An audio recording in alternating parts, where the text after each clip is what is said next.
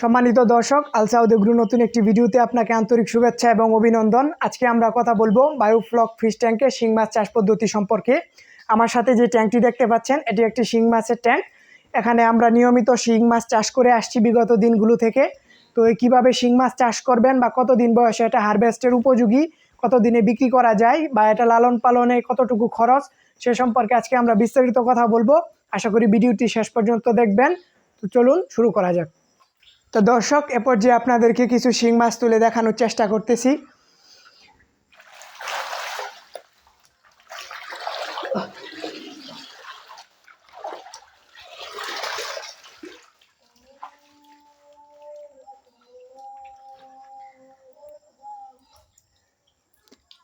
তো আমার হাতে যে মাছগুলো দেখতে পাচ্ছেন, এটা একদম ফ্রেশ শিং মাছ।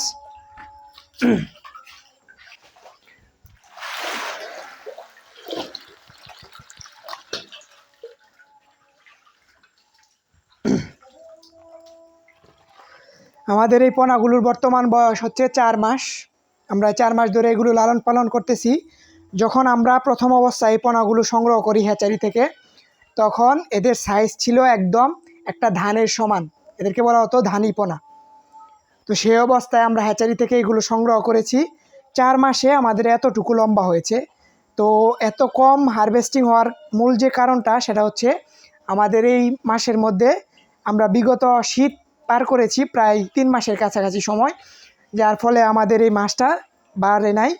তখন শীতের সময় এমনিতেই মাছ খাবার কম গ্রহণ করে থাকে, আর এই কম খাবার খাওয়ার ফলেই তারা বেড়ে ওঠে না। আর আপনারা এখানে দেখতে পাচ্ছেন, আমরা কোনো ধরনের এয়ারেটর বা অক্সিজেন মেশিন ব্যবহার করছি না, যার ফলে আমাদের পানিটা অনেকটা ময়লা। আর কাদামাটিতে এমনিতেও পানি ময়লা থাকে। আমরা প্রতি 2 থেকে 3 দিন পর পর একবার করে পানি পরিবর্তন করে দিচ্ছি। অন্যথায় পানি পরিবর্তন না করলে পানির নিচে ময়লা জমে গ্যাস হতে পারে। এই মাটিগুলো থেকে গ্যাস উৎপাদন হলে মাছের জন্য এটা হুমকি স্বরূপ। তাই আমাদের জন্য নিয়মিত পানি পরিবর্তন করা বাধ্যতামূলক।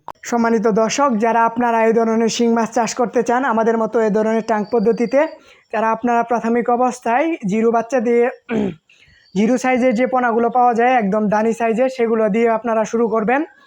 তো প্রাথমিক অবস্থায় আপনারা ফিড খাবার ব্যবহার করবেন, পাউডার জাতীয় খাদ্য। এরপরে আস্তে আস্তে একটু বাড়বে। আর যখন 4 মাস বা 4 মাসের পর থেকে উপযোগী হবে, তখন আপনারা আস্তে আস্তে চালের কুড়া, গমের ভুসি, সরিষার খোল, এছাড়া শুটকি, পচা শুটকি যেগুলো বাজারে পাওয়া যায়, এগুলো মিক্সিং করে খাওয়াতে পারেন শিং মাছের জন্য। আর শিং মাছের ট্যাঙ্কে অবশ্যই কিছু মাটি রাখার চেষ্টা করবেন, কাদাযুক্ত মাটি, যাতে করে তারা এখানে থাকতে পছন্দ করে বা তারা এখানে খেলাধুলা করে। তো এই ধরনের মাটি শুধুমাত্র থাকার জন্য উপযোগী তা না, এই ধরনের মাটি শিং মাছের শারীরিক বিকাশ ঘটাতেও সাহায্য সহযোগিতা করে থাকে। আর আমাদের এই ট্যাঙ্কগুলো 3টি স্তরে করা হয়েছে সিমেন্ট পদ্ধতি দিয়ে, খুবই মজবুত এবং শক্ত করে। যারা প্রাথমিক অবস্থায় ট্যাঙ্ক করবেন, অবশ্যই আপনারা কম খরচে পলিথিন অথবা তারপলিন ব্যবহার করতে পারেন। অল্প খরচে ইনভেস্ট করুন। পারিবারিক চাহিদা পূরণের লক্ষ্যে প্রাথমিক অবস্থা থেকে যদি আপনি চেষ্টা করে থাকেন, তাহলে ইনশাল্লাহ সফলতার দেখা পাবেন। আর শিং মাছের রোগ সম্পর্কে যদি আপনাদেরকে বলি, তাহলে এটা তেমন রোগ বলতে যে কমন আমরা রোগ দেখতে পাই, সেটা হচ্ছে লেজ পচা। এটা প্রায় মাছেরই হয়ে থাকে।